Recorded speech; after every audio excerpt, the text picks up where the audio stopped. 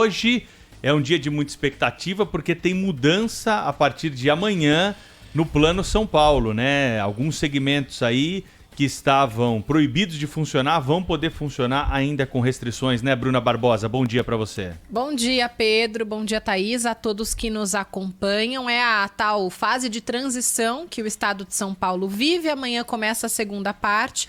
Então teremos bares, restaurantes, academias, salões de beleza e os parques finalmente reabertos aqui em todo o estado de São Paulo. Só que não dá para abrir completamente. Tem algumas restrições que essas pessoas, né, vão precisar seguir nesse primeiro momento. Então, 25% da capacidade, também com horário limitado.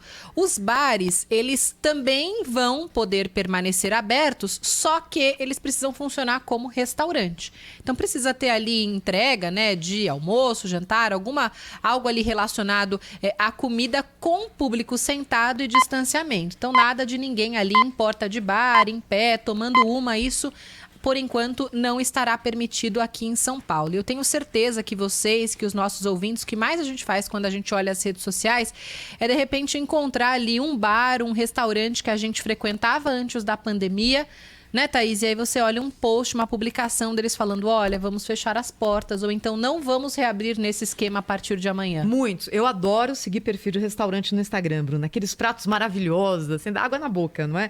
Muitos deles estão dizendo que não vão reabrir. Até, principalmente aqueles que têm o foco no jantar, porque continua a restrição de horário com fechamento obrigatório às 19. Pizzaria, por exemplo, não tem sentido em reabrir agora, as pizzarias estão bravas. Mas outros restaurantes que não são pizzarias também não estão reabrindo. Devem ter feito a conta no ponto do lápis e entendido que abrir só para almoço com restrição de público de 25% não fecha a conta. Não compensa para mim, exatamente. Das 11 às 7, uma pizzaria ou às vezes um restaurante que o forte dele é o jantar, às 7 da noite é quando o público geralmente começa a pensar em ir jantar e não começa a sair do restaurante. Então muita gente deve permanecer no delivery. E a gente traz a situação aqui de alguns restaurantes. Uma das mais famosas casas de show e restaurante no centro de São Paulo encerrou as atividades por tempo indeterminado e não vai reabrir a partir de amanhã, mesmo com essa autorização. O Rubens Amato, que é o cofundador e curador da Casa de Francisca, fala que o Centro Histórico de São Paulo esvaziou e junto dele o caixa do estabelecimento.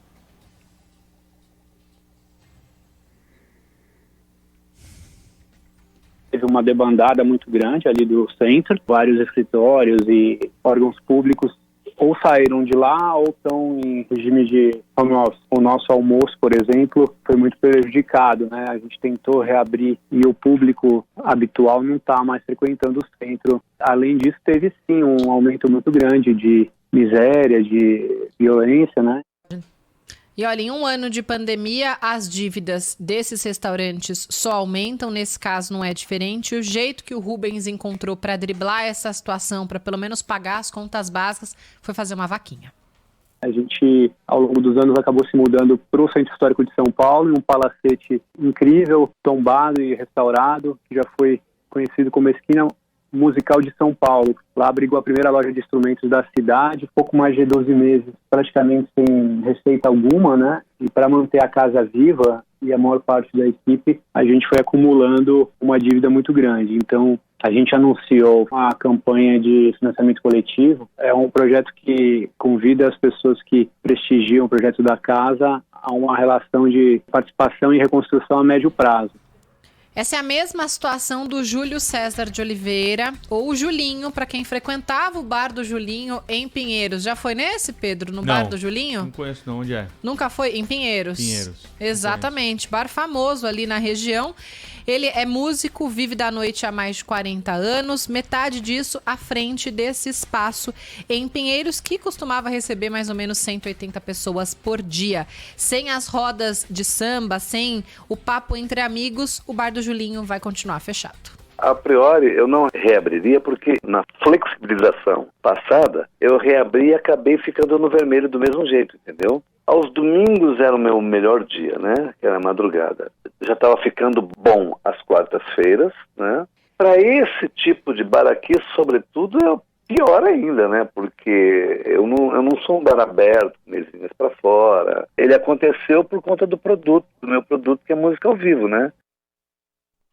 A Associação Brasileira de Bares e Restaurantes afirma que só aqui na capital 12 mil estabelecimentos fecharam em definitivo.